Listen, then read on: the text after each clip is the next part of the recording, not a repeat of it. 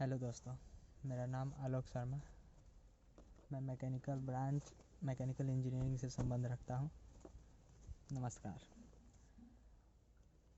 दोस्तों, हम लोग आज से एक नया सब्जेक्ट जो कि मैकेनिकल ब्रांच का नींव है, जान है, स्ट्रेंथ ऑफ मटेरियल्स, उसको स्टार्ट करेंगे।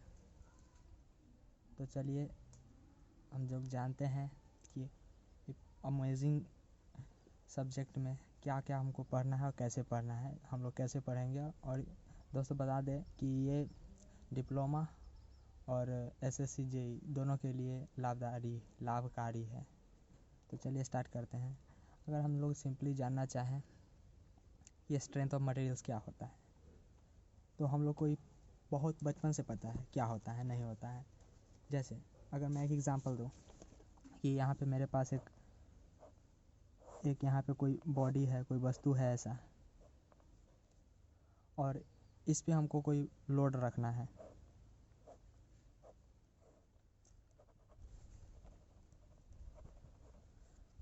तो हम लोग लोड कितना रख सकते हैं? जितना ये वस्तु सहन कर पाएगा, मतलब जितना इसका स्ट्रेंथ होगा। बस यही तो पढ़ना है स्ट्रेंथ ऑफ मटेरियल्स में।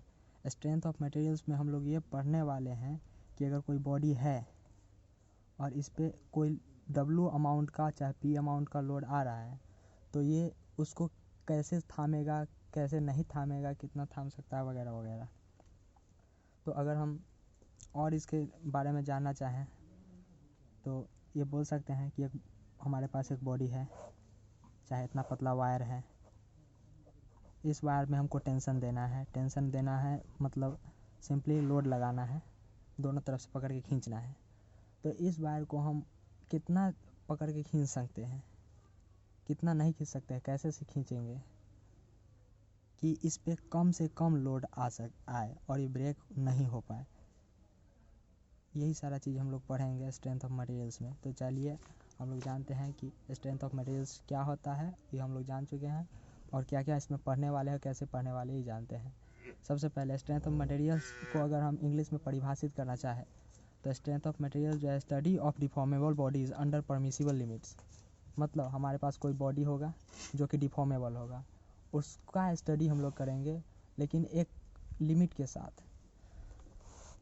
जैसा कि आप लोग स्क्रीन पे देख सकते हैं कि हम लोग का प्लान क्या है, amazing plan for our January.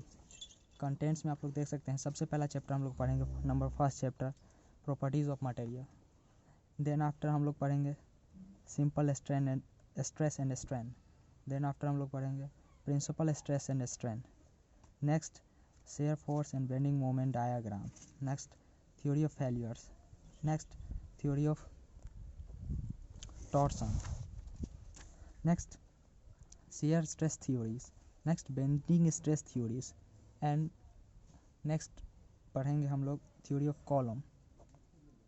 Next पढ़ेंगे हम लोग slope and deflection. Next पढ़ेंगे हम लोग theory of springs and next पढ़ेंगे हम लोग pressure vessel. तो चलिए एकदम ब्रीफ इंट्रोडक्शन हम लोग लेते हैं, क्या पढ़ेंगे नहीं पढ़ेंगे।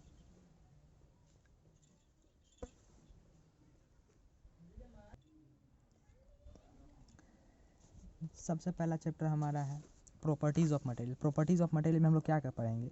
जैसे हमारे पास कोई मटेरियल है, इंजीनियरिंग मटेरियल, याद रखिएगा हम लोग पूरा का पूरा स्ट्रेंथ ऑफ मटेरियल्स में सिर्फ और सिर्फ इंजीनियरिंग मटेरियल के साथ डील करेंगे। इंजीनियरिंग मटेरियल जैसे एग्जांपल में हो गया स्टील, कॉपर,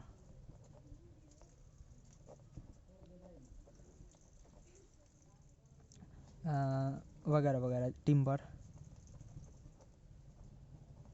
ETC वगैरह वगैरह। इसी सब के बारे में हम लोग ब्रीफ में पढ़ेंगे, और सबसे ज़्यादा हम लोग पढ़ेंगे स्टील के बारे में। सबसे पहले हम लोग पढ़ेंगे प्रॉपर्टीज़ ऑफ मटेरियल के बारे में। तो प्रॉपर्टीज़ ऑफ मटेरियल क्या होता है, अगर मैं सिंपली आपसे पूछूं कि आपका प्रॉपर्टी क्या है, तो आप यही बोलेंगे कि मेरा बिहेवियर मेरा प्रॉपर्टी है। तो हम लोग ये पढ़ेंगे कि इसका बिहेवियर क्या क्या हो सकता है। अगर ये मटेरियल है, इंजीनियरिंग मटेरियल है, तो इसका क्या क्या बिहेवियर हो सकता है। जैसे कि मे भी आप लोग जानते होंगे, जैसे आप लोग जानते होंगे स्ट्रेस के बारे में। Stress is a basic property of any material. Next जानते होंगे हम लोग डक्टिलिटी के बारे में, हार्डनेस के बारे में,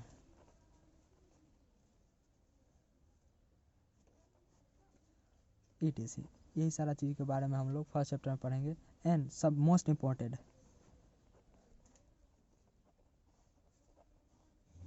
stress and strain diagram for mild steel हम लोग पढ़ेंगे। देन आफ्टर नेक्स्ट हम लोग पढ़ेंगे सिंपल स्ट्रेस एंड स्ट्रेन के बारे में। देखिए इतना पढ़ने के बाद हमारा एक छोटा सा टॉपिक आएगा सिंपल स्ट्रेस एंड स्ट्रेन, जिसमें हम लोग पढ़ेंगे जैसे एक हमारे पास एक मटेरियल है, इस पे अगर लोड लगा, मान लीजिए P अमाउंट का अगर इस पे लोड लगा, तो P अमाउंट का लोड लगने के बाद ये मटेरियल अपना कुछ ना कुछ बिहेवियर बताएगा, मतलब अपना प्रॉपर्टी बताएगा। तो उस बिहेवियर का सबसे basic property stress and strain का कैलकुलेशन हम लोग करेंगे अंडर एनी लोडिंग। जैसे आपको अगर पता होगा तो थर्मल लोडिंग भी होता है, ग्रेजुअल लोडिंग भी होता है, इम्पैक्ट लोडिंग भी होता है, सेल्फ लोडिंग भी होता है, वगैरह वगैरह। नेक्स्ट हम लोग पढ़ेंगे तीसरा चैप्टर जिसका नाम है प्रिंसिपल स्ट्रेस एंड स्ट्रेन। जैसे मान के चलिए एक बॉडी है, इस पर अगर लोड लगा तो इस बॉडी के साथ दो चीज़ हो सकता है, इस बॉडी के साथ दो चीज़ हो सकता है। पहला, ये बॉडी नहीं टूटेगा, मतलब फेल नहीं होगा। दूसरा, ये बॉडी फेल हो जाएगा। अगर ये बॉडी फेल नहीं होगा तो इसको हम लोग पढ़ चुके होंगे सेकेंड चैप्टर में सिंपल स्ट्रेस एंड स्ट्रेन में। लेकिन अगर ये फेल हुआ तो इसको हम लोग पढ़ेंगे प्रिंसिपल स्ट्रेस एंड स्ट्रेन में।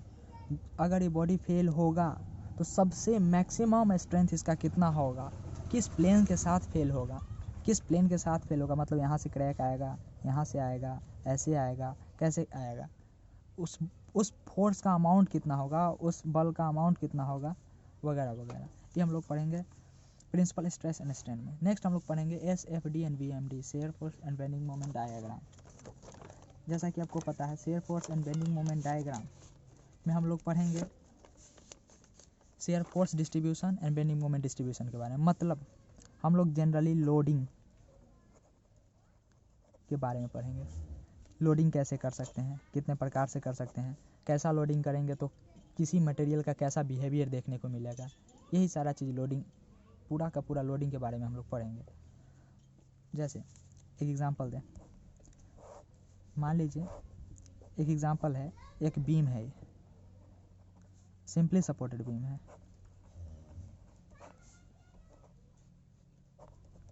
मान लीजिए एक सिंपली सपोर्टेड बीम है। सिंपली सपोर्टेड का भी बहुत सारा टाइप होता है, 2-3 का टाइप होता है। मान लीजिए एक सिंपली सपोर्टेड बीम है, इस पे अगर एक फोर्स लोड W अमाउंट का एक लोड बीच में लग रहा है, इसके स्पैन, इसके लेंथ के बीचों बीच लग रहा है, तो ये मटेरियल, मतलब ये बीम क्या शो करेगा, अपना कैसा प्रॉपर्टी शो करेगा, इसके अंदर कौन कौन से चेंजेस देखने को मिलेंगे, यही सारा चीज़ों के बारे में हम लोग अपने इस चैप्टर में डील करेंगे, इसके बारे में पढ़ेंगे। देन नेक्स्ट आफ्टर इसके बाद हम लोग पढ़ेंगे थ्योरी ऑफ फेलियर्स। मतलब आप लोग मशीन डिज़ाइन में भी पढ़ते होंगे थ्योरी ऑफ फेलियर्स। जैसे एग्जांपल दें मैं आपको अगर एग्जांपल दूँ तो आप लोग पढ़े होंगे maximum shear stress theory, maximum principal stress theory, distortion energy theory, maximum shear stress theory,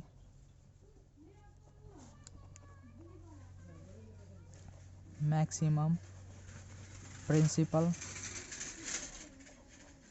stress theory, next one is distortion energy theory, ETC। मतलब हम लोग जानेंगे कि ऐसा कैसा कैसा कौन कौन सा कंडीशन हो सकता है जिसमें कोई बॉडी फेल होगा, जो इसके द्वारा, इस थ्योरी के द्वारा बताया जाएगा, मैक्सिमम शेयर स्ट्रेस थ्योरी के द्वारा बताया जाएगा, मैक्सिमम प्रिंसिपल स्ट्रेस थ्योरी के द्वारा बताया जाएगा, वगैरह वगैरह। नेक्स्ट वन हम लोग पढ़ेंगे शेयर स्ट्रेस थ्योरी।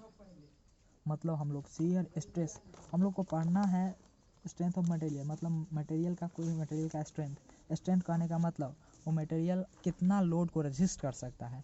तो हम लोग शेयर स्ट्रेस थ्योरी में पढ़ेंगे कि कोई मटेरियल है कि कितना शेयर स्ट्रेस को रेजिस्ट कर सकता है। पूरा का पूरा इंट्रोडक्शन से लेके हाई लेवल तक SSC JEE पूरा का पूरा हम लोग देखेंगे, जिससे एक भी क्वेश्चन नहीं छूटेगा। नेक्स्ट पढ़ेंगे, उसके बाद पढ़ेंगे बेंडिंग स्ट्रेस थ्योरी। देखिए यहाँ भी स्ट्रेस आ गया, मतलब हम लोग को कुछ नहीं पढ़ना है इसमें, मात्र एक चीज़ पढ़ना है स्ट्रेस के बारे में, जो कि basic property of any material है। नेक्स्ट हम लोग पढ़ेंगे थ्योरी ऑफ कॉलम्स। जैसे आप अपने घरों में देखते होंगे पिलर, जिसको हम लोग पिलर बोलते हैं, कॉलम, हम लोग इस कॉलम के बारे में पूरा का पूरा डिटेल्ड एनालिसिस करेंगे। इस पर कितना कंप्रेसिव लोड आ सकता है, कैसे बकल होगा, कौन कौन से बकलिंग लोड होते हैं, क्रिपलिंग लोड क्या होता है। बहुत सारा टाइप का कॉलम होता है, कॉलम नहीं बोल सकते हैं उसको, कॉलम सिर्फ उसी को बोलते हैं जो वर्टिकल कंप्रेशन मेंबर होता है, मतलब उस पर कंप्रेसिव लोड आए और वर्टिकल होना चाहिए, उसका एक्सिस जो है वर्टिकल होना चाहिए। तो देखेंगे हम लोग जब इस चैप्टर को पढ़ेंगे तब देखेंगे क्या करते हैं नहीं करते हैं, क्या होना चाहिए। नेक्स्ट हम लोग पढ़ेंगे स्लोप एंड डिफ्लेक्शन। जैसे स्लोप एंड डिफ्लेक्शन के बारे में आप लोग 9-10 से पढ़ते आ रहे हैं कि स्लोप क्या होता है, डिफ्लेक्शन क्या होता है। जैसे हमारे पास यहाँ पे एक ऐसा अरेंजमेंट है जो यहाँ से हुक्ड किया हुआ है, अगर इस पर एक फोर्स इस डायरेक्शन में लगेगा तो हो सकता है मोशन करके यहाँ तक आ जाए। तो हम लोग देखेंगे कितना डिफ्लेक्ट हुआ अपने मेन पोजीशन से। ये रहा इसका मेन पोजीशन,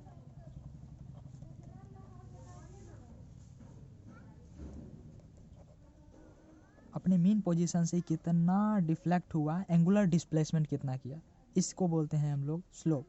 एंड डिफ्लेक्शन कहते हैं इस मेन पोजीशन से वर्टिकल डिस्टेंस कितना ट्रेवल किया, इस मेन पोजीशन से वर्टिकल कितना डिस्टेंस ट्रेवल किया, that is known as deflection. And angular movement is known as slope, कितना एंगल टर्न किया, इसको हम लोग स्लोप बोलते हैं।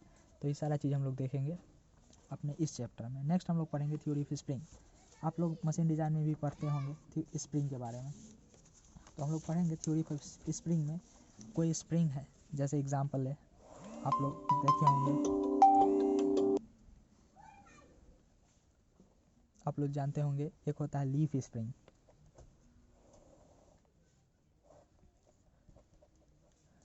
कुछ ऐसा लीफ स्प्रिंग होता है, एक लीफ के तरह होता है जिसका कुछ थिकनेस होता है एंड ये कुछ पार्टिकुलर रेडियस के साथ, इसका कुछ पार्टिकुलर रेडियस होता है जिसके साथ ही बेंड रहता है। जब इस पे लोड आता है तो लोड कुछ ऐसे आता है नीचे की तरफ, और ये उसके बाद फ्लैट होता है ऐसे, नीचे से कोई ऐसे दबाएगा इसको P से, और यहाँ P/2 ट्रांसफ़र होगा तो ये फ्लैट हो जाएगा, कुछ ऐसा सीधा हो जाएगा, कुछ समय कुछ ऐसा सीधा हो जाएगा। तो हम लोग ये पढ़ेंगे इसमें क्या मतलब ये फेल होगा कि नहीं होगा, उस कंडीशन में कितना लोड सहन कर सकता है वगैरह वगैरह।